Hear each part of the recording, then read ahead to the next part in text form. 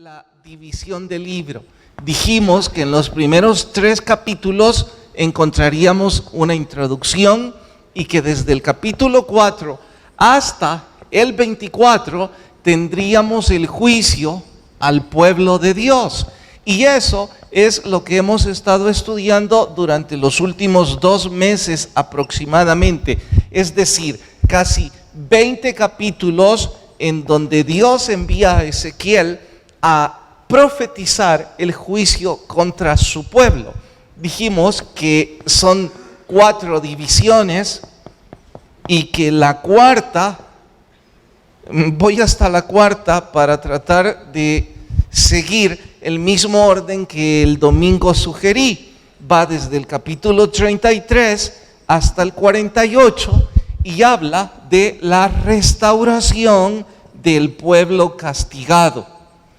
Es decir, que estas 2 están íntimamente relacionadas y que son del 33 al 48, 10 y 15 capítulos aproximadamente que hablan profecías de la restauración de este pueblo, y que el intermedio que va desde el capítulo 25 hasta el capítulo 32 es el juicio a las naciones vecinas, que es nuestro tema de hoy y que fue también el domingo anterior, pero el domingo anterior en la primera parte. Hoy vamos al segundo capítulo de este tema.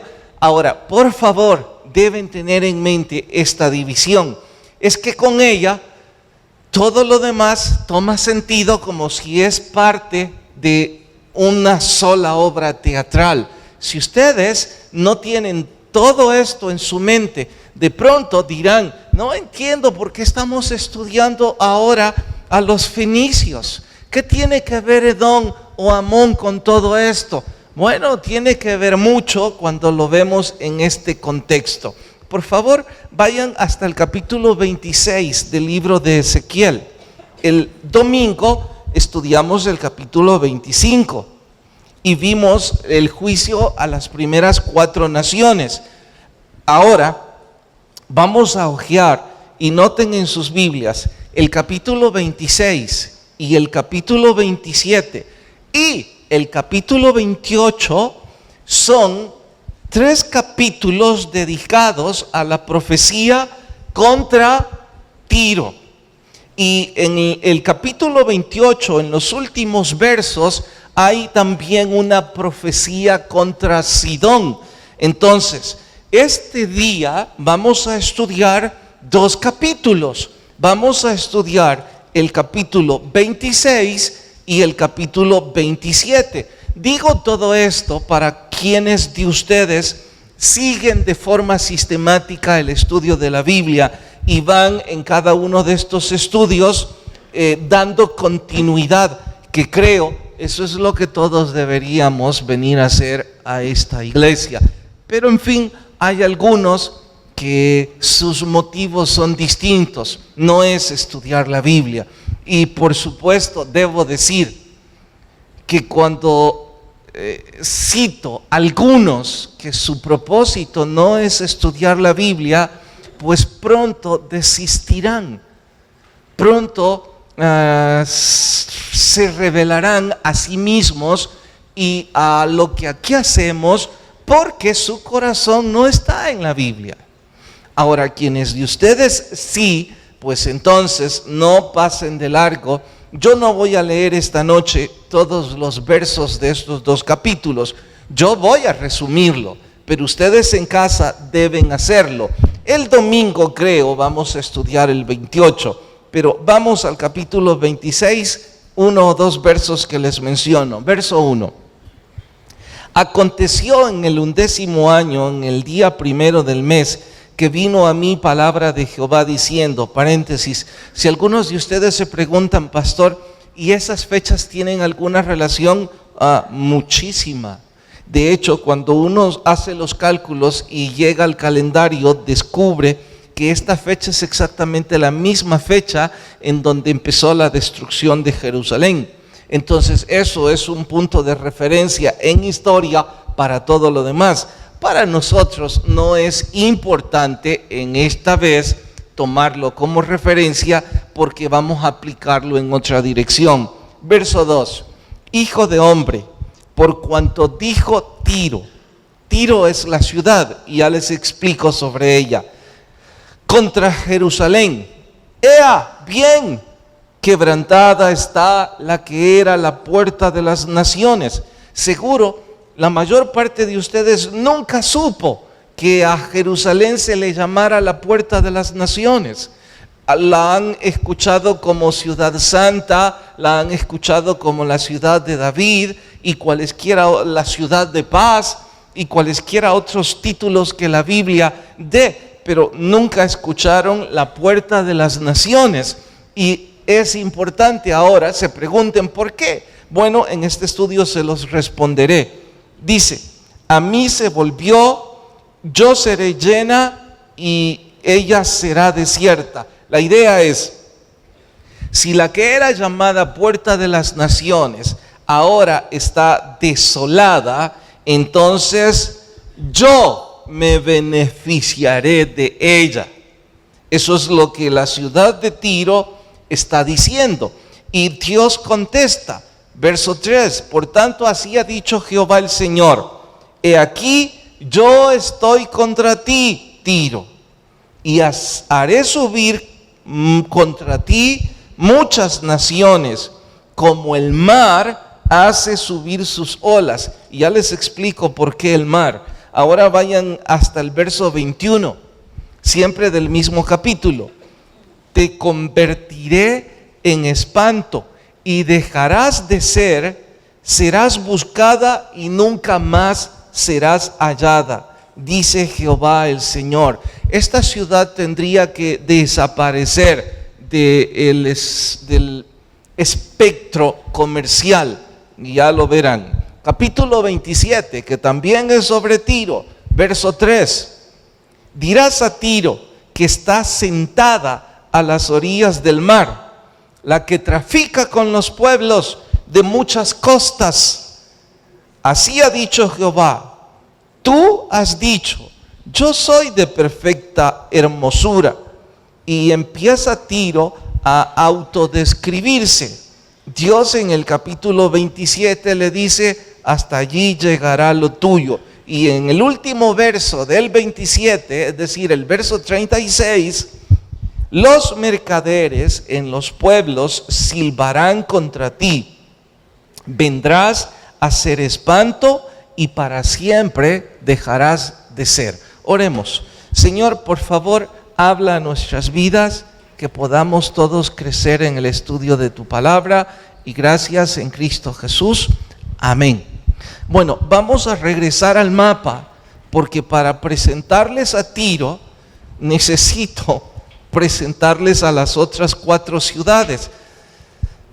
El fin de semana no me fue bien en cuanto a los 3 cultos, porque en el primero abarqué un poco más que en el segundo y el tercero. Así es que es probable que algunos de ustedes no escucharon todo esto. Por eso quizás me voy a detener un poco. Voy a quitar este también.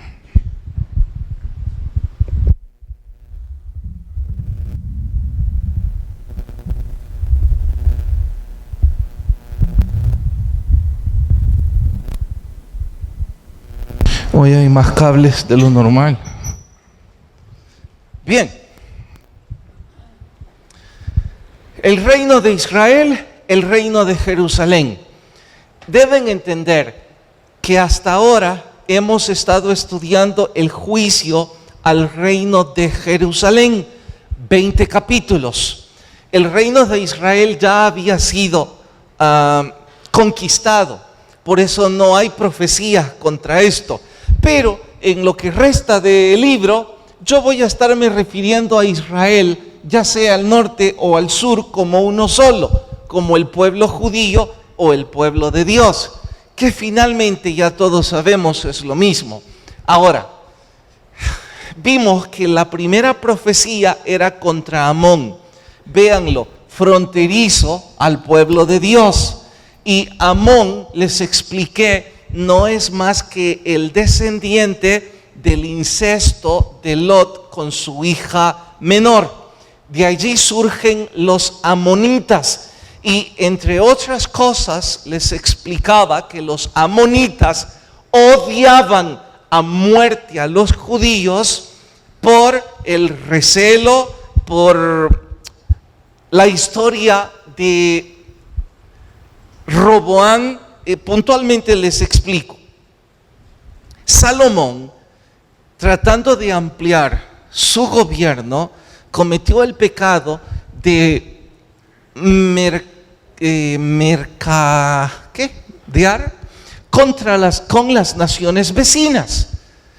En su afán de hacer más grande el reino, hizo alianzas y matrimonios que Dios no aprobaba. Uno de ellos fue con una princesa amonita.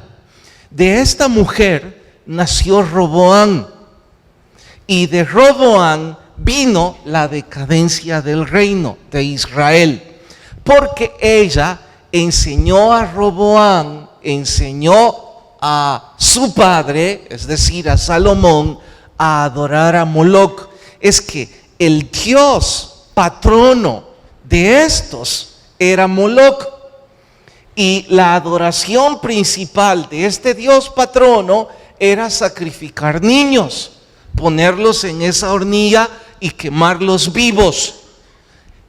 Salomón empezó con esa práctica, se arrepintió, pero no así su hijo. ¿Y cómo su hijo iba a salir de eso si su madre venía de esa aberración?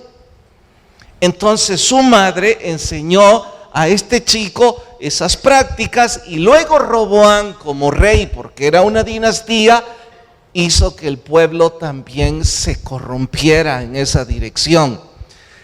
Los amonitas detestaban a muerte a los judíos por esa y 30 cosas más que hoy no voy a repetir. Luego está la profecía contra Moab, y este es descendiente, es decir, todo el pueblo es descendiente del incesto de Lot con su hija mayor. Aquí vienen los moabitas, y la historia referente para que ustedes asocien por qué estos odian tanto a estos, es que el rey Balac contrató a Balaam, un profeta, para maldecir a los judíos, porque los odiaban, les tenían envidia. Todos estos eran familia. Y como Israel prosperaba en la época de oro, entonces los amonitas y los moabitas, llenos de envidia, los odiaban a muerte. El rey Balac quiso maldecir al pueblo con brujerías y cosas parecidas. Como nada de eso funcionó, Balaam les dijo que sus hijas y sus hijos sedujeran a los hijos de los judíos, que para entonces, después del trono de Roboam, la decadencia ya estaba en boga. Entonces, en lugar de ser un pueblo apartado, Israel estaba frecuentando todas estas naciones, y fue así como los moabitas hicieron caer en terrible depravación al pueblo de Dios. Bueno, finalmente tenemos el reino de Edom, que está al sur, y este no es más que el hermano de Jacob. Este pueblo son los descendientes. Mire, todo este mapa es como grupos tribales. Israel son 12 tribus, 2 hermanos que se multiplicaron, pero simultáneamente se multiplicaron sus primo hermanos, porque todos estos son primo hermanos. Y como eran grupos tribales y no había nada de planificación familiar, las familias eran enormes, estaban multiplicándose por la tierra. De hecho, noten el reino de Edom. Nunca piensen que es un pueblo pequeño. De hecho, Dios le prometió que sería también un pueblo muy grande, y así sucedió. pero estos odiaron a los judíos desde que Jacob engañó a su hermano. Y el deseo de venganza estaba ahí anidado desde el principio de la historia. Y finalmente, el domingo, creo, en alguno de los cultos, estudiamos hasta los filisteos, que es este grupo. Los filisteos es una confederación de estados-naciones. Puede ver a los de Asdod, a Ascalón, a los cereteos también llamados, todo lo que está en color rojo.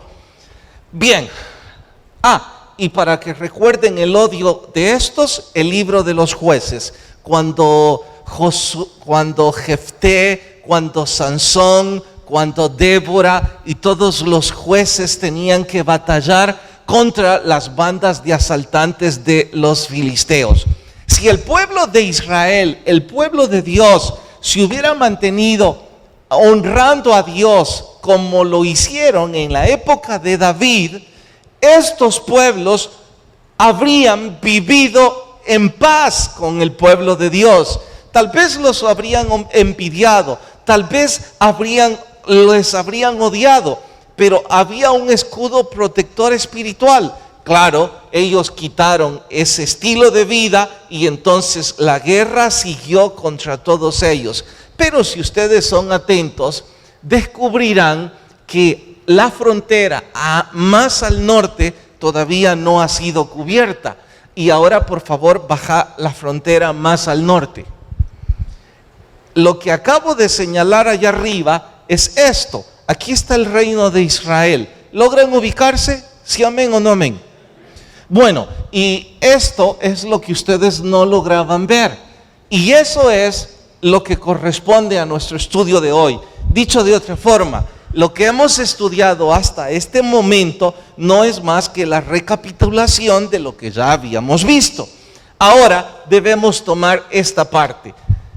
Esto es el mar Mediterráneo y les he dicho que esto es importante y que cada vez que busquen el mapa de Israel deben ubicar el mar Mediterráneo, porque esto es como la puerta al mundo.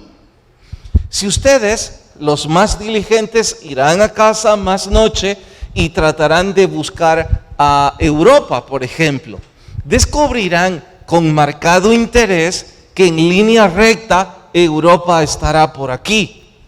Entonces, quien tiene costa en el mar Mediterráneo tiene prácticamente una puerta grande hacia los negocios al Medio Oriente.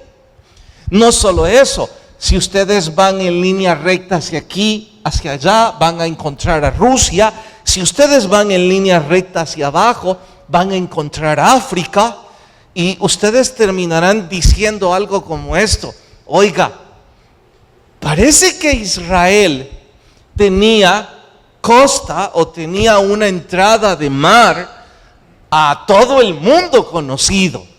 En efecto, de hecho, por eso leímos que los fenicios, que es otra confederación de estados-naciones, le llamaban a Israel la puerta de las naciones. Pero eso no lo hacían con agrado. Eso lo hacían con odio, con mucha represalia. Se los explico por qué. Cuando dije que son otra confederación, es que habían como varios pueblos, pero el más significativo es Tiro. Sorpréndanse. Para todas las otras naciones se ocuparán quizás 4 u 8 versículos para mencionar la profecía, pero para Tiro se ocupan 3 capítulos. El único que supera en volumen la profecía es Egipto, y eso me imagino que no les sorprende, aunque más adelante lo vamos a ver. Pero en fin, Tiro tenía que ser muy importante entonces, para que no haya tanto para las otras naciones y sí para Tiro. Ahora, fijen esto también, ¿qué hemos estado haciendo? Hemos estado bordeando toda la frontera del pueblo de Dios. Nabucodonosor no podía entrar a Jerusalén si no pasaba por encima de algunas de estas naciones. Y en efecto, eso es parte del juicio, que ya pronto lo ven. En fin, ¿qué es lo que sucede con Tiro? ¿Por qué es tan importante? ¿Por qué ocupa tanto? Corra la siguiente lámina. Esta es una especie de recreación. Tiro tiene la peculiaridad de que en ese entonces me es difícil tratar de comparar una ciudad tantos cientos de años atrás con una actual. Y cualquiera podría decir, mire, es demasiado atrevido hacerlo. Sí, sin embargo, voy a compararlo para que traten de entenderlo un poco mejor. Nueva York, hoy por hoy, se dice que es algo así como la sede de las finanzas del mundo entero. ¿Por qué el mundo entero? Porque se decía, al menos antes del 11 de septiembre, de no me acuerdo qué año, allí estaba la economía del mundo entero, en honor al tesoro, a la reserva nacional de lo que es los Estados Unidos, y que era el imperio que gobernaba el mundo. No sé ahora, y no es importante, solo estoy tratando de decir que todos sabemos que Nueva York era, o quizá sigue siendo eso, y que allí están todos los sistemas informáticos para hacer que el planeta Tierra tiemble en cuestión de segundos. Nomás imagínense, ¿cuántos de ustedes hacen transferencias electrónicas? Levanten la mano. ¿En cuanto a dinero? Pocos. Bueno, yo tampoco las hago. Pero les cuento que hoy día el mundo entero pues maneja todo a través de transferencias electrónicas. De hecho, nuestra iglesia, aunque no tiene dinero, incluso los pagos del personal se hacen a través de transferencias. Simple y sencillamente un pequeño código, otro chip de seguridad, un poco de internet, un poco de meternos en las redes, un poco de cables y ¡pum! Y no solo estoy hablando de la banca nacional, estoy hablando del mundo entero. Estoy hablando de que ahora para comprar un tiquete de avión usted ya no va a ninguna ventanilla. Mi esposa me los compra en el teléfono y hago el chequeo en línea en el teléfono y pongo el teléfono en la banda del dependiente en el aeropuerto, y allí en mi teléfono ellos toman el código, ya no es código de barras, no sé cómo se llama ahora, y se acabó. Bueno, si viene uno de esos llamados hacker, uno de esos que violenta el sistema informático, que quién sabe dónde está el cerebro más importante en el mundo, ¿qué pasaría en este planeta? No sabemos, pero eso es Nueva York, o era. Para los que nunca entendieron, Nueva York es un puerto, y en geografía, algo así como poesía, se le llama que Nueva York es el puerto de entrada y que el otro extremo es el puerto de salida. Y es la ciudad que nunca duerme, porque nunca dejan de entrar embarcaciones a ese puerto. Cientos de miles de toneladas, quién sabe de qué. Eso es esa ciudad. Eso era Tiro. Exactamente igual, lo de igual sin comparar a la perfección, porque recuerde que era un mundo no tecnificado. Pero eso era Tiro, no Israel. Ahora, si ustedes preguntan, regresa al mapa anterior. Si ustedes dicen, oiga pastor, ¿y por qué Tiro era eso y no Israel? Si al ver en color naranja es poquito en comparación al pueblo de Israel. ¿Alguien quisiera sugerir por qué Tiro era el puerto hacia el mundo y no Israel? ¿Nadie quiere sugerir? Sí, hermana. Es que los dos estaban privilegiados, estaban bañados por el mar Mediterráneo. No era mejor geográficamente para Israel. ¿Nadie? ¿Sí? Israel vivía apartado de esas naciones. David ni siquiera tenía interés en mercadear con ellos. La única vez que la historia registra que David se acercó, y curiosamente, a Tiro, fue para comprarle madera, porque Tiro mercadeaba la mejor madera del mundo conocido, y David quería que su hijo le pusiera al templo la mejor madera del mundo. Claro está que cuando Salomón llega al trono, él cambia esa política y él sí abre las puertas y se olvida de ser un pueblo separado. Y precisamente llegan los matrimonios mixtos por hacer alianzas comerciales. Creo que si David hubiera estado vivo o se le hubiera permitido salir de la tumba, le habría dado una gran paliza a su hijo.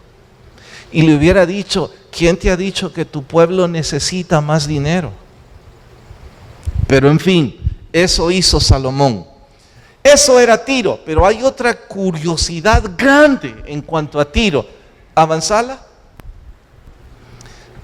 No, la anterior. Esto. Aquí está, no se ve, pero aquí está tierra adentro. ¿Lo digo bien? Sí, ¿verdad? Esto es tierra. Para acá es mar adentro.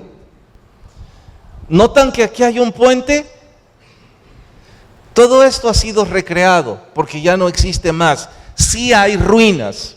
Entonces, este puente lo que demuestra es que Tiro era más bien una isla rocosa con bastante profundidad, y 1 kilómetro entre esta ribera y tierra. Aunque esta parte también era de Tiro, lo que la volvía el puerto famoso era precisamente esta isla rocosa.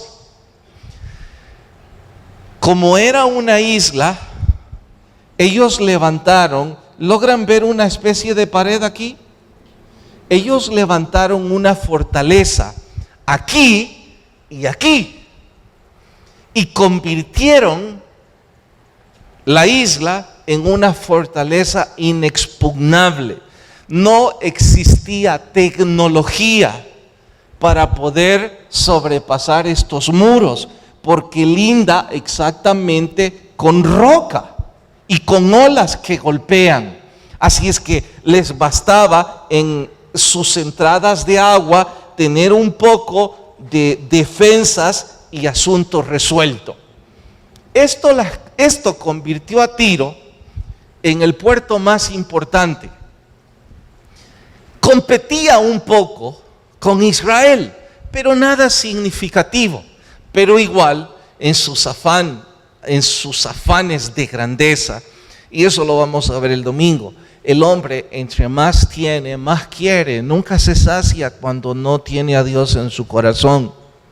Entonces, Tiro se ilusionaba con poseer a Israel en cuanto a ruta comercial, porque todos los pueblos entraban al Medio Oriente por Tiro o por Israel. Y si alguien no quería pagar los impuestos a Tiro, bueno, se le ocurría hablar con el reino del sur o el reino del norte, pactaban menos impuestos, un poco de protección extra y asunto resuelto. Y eso a Tiro le enfadaba. Cuando Nabucodonosor conquistó y destruyó Jerusalén, Tiro también hizo fiesta. Y por eso leímos que dice: ¡Ea! Ahora la puerta de las naciones está destruida, seré solo yo, dijo el rey de Tiro.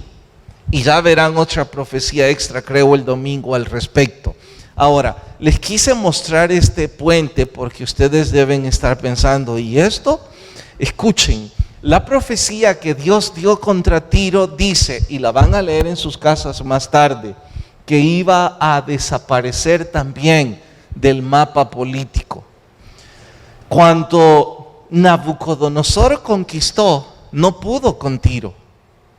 La sitió aquí, pero no se le ocurrió cómo conquistarla por mar.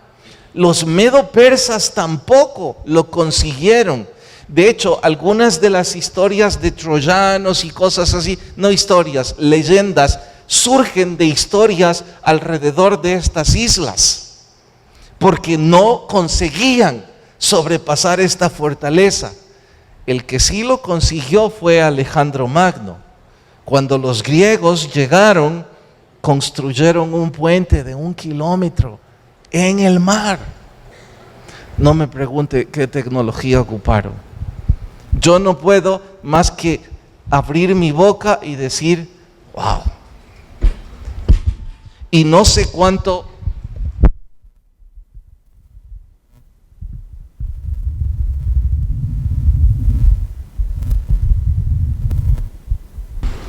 y no tengo ni la remota idea cuánto tiempo pudieron pasar en construir ese puente. Sí hay ruinas, y los más estudiosos de ustedes, me animo al pensar que esta noche estarán buscándolo en Google y estarán sorprendiéndose de la estructura de piedra que Alejandro construyó en el mar para poder conquistar Tiro. Hoy por hoy no queda absolutamente nada de ninguna de esas naciones. ¿Lo escucharon? Nada. Los historiadores aún se preguntan, ¿cómo pudo perderse el linaje de los edomitas? Se dice que hay algunos en África. ¿Cómo pudo perderse el linaje de Tiro?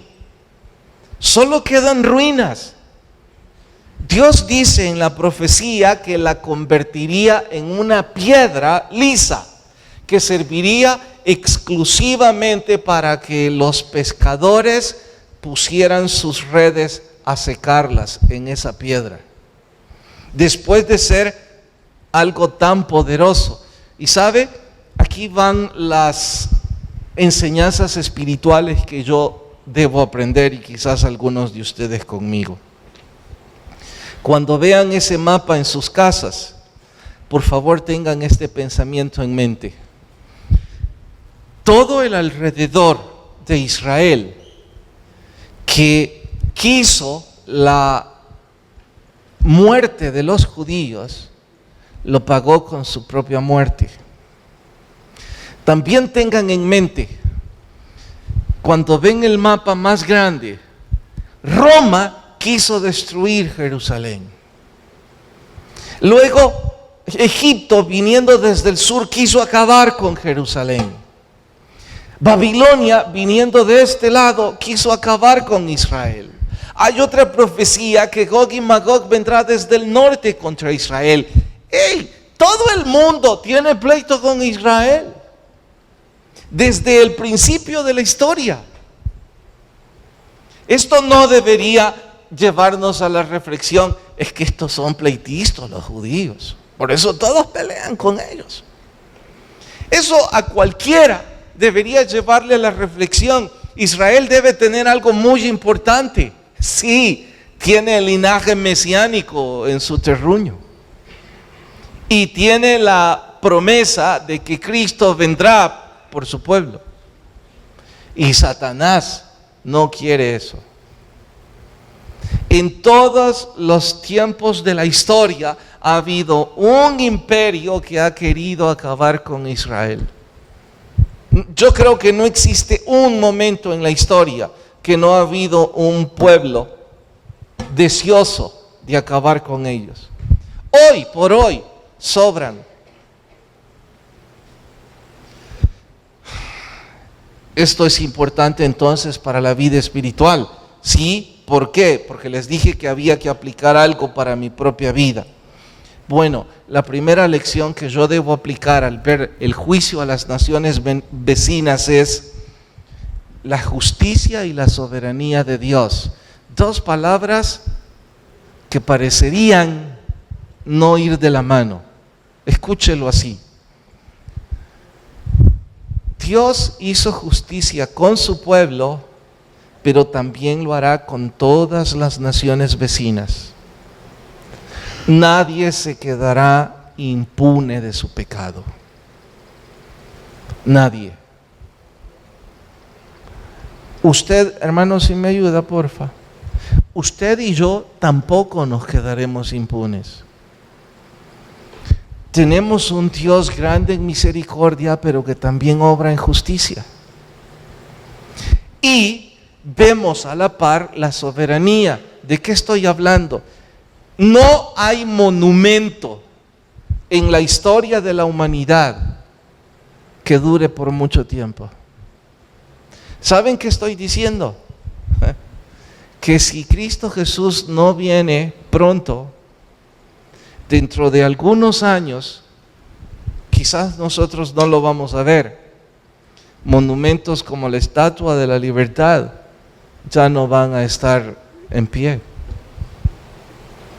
porque todos esos monumentos han caído en la soberanía de Dios. Los que se creyeron grandes e hicieron su voluntad. Si estos pueblos no pudieron contra Dios, usted y yo vamos a poder en nuestra necedad, construyendo pequeños monumentos a nuestra avaricia, a nuestra soberbia, a nuestra autosuficiencia. Es ridículo siquiera pensarlo. Esas personas que van siempre por la vida con su rostro de altivez, algunos porque tienen, y los que no tienen todavía con mayor enfermedad mental. Increíble. Siguiente cosa que yo debo aprender. Moab, Amón y Tiro, Dios hace justicia contra ellos, entre otras cosas, por ellos burlarse del mal ajeno. Y usted y yo debemos aprender, nunca debemos alegrarnos del mal ajeno.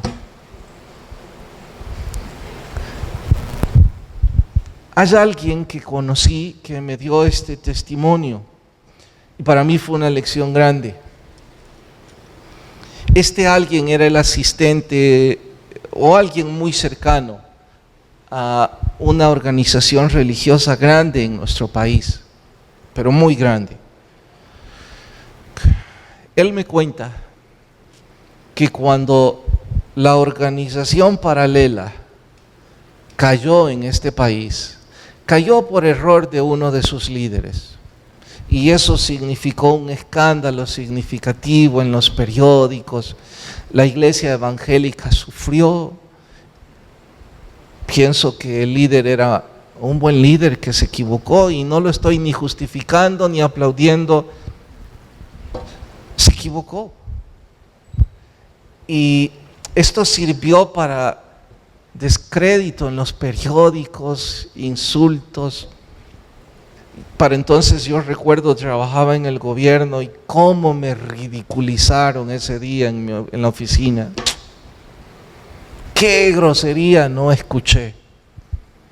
Pero lo que más me dolía y cólera me daba es cuando me decía, mira, ahí van tus diezmos.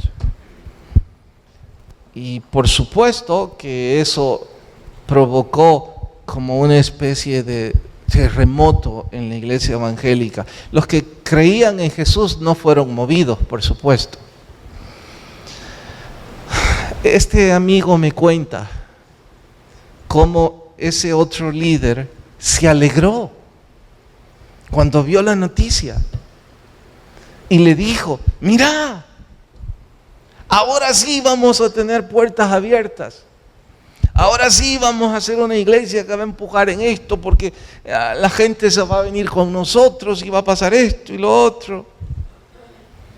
No pasaron 2 años cuando él también cayó en cosas terriblemente peores.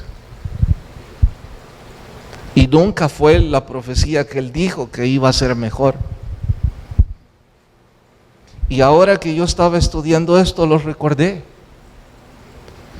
No debemos alegrarnos nunca del mal ajeno. Si usted tiene personas que incluso le han lastimado y le han dañado y de pronto usted ve que caen, si usted tiene la oportunidad de ayudarles, hágalo. Es la mejor manera de bendecirse a sí mismo o a sí misma. Pero es que, pastor, me hicieron esto, lo otro. Sí, yo lo entiendo, y en nuestra carne nosotros quisiéramos ir hacia la siguiente lección. ¿Cuál es la siguiente lección? Filistea y Edom no sufrieron castigo por burlarse y alegrarse del mal ajeno. Ellos sufrieron castigo por vengarse de Israel, porque Israel les hizo daño en parte de su historia. Israel tuvo reyes corruptos, sucios, déspotas, genocidas.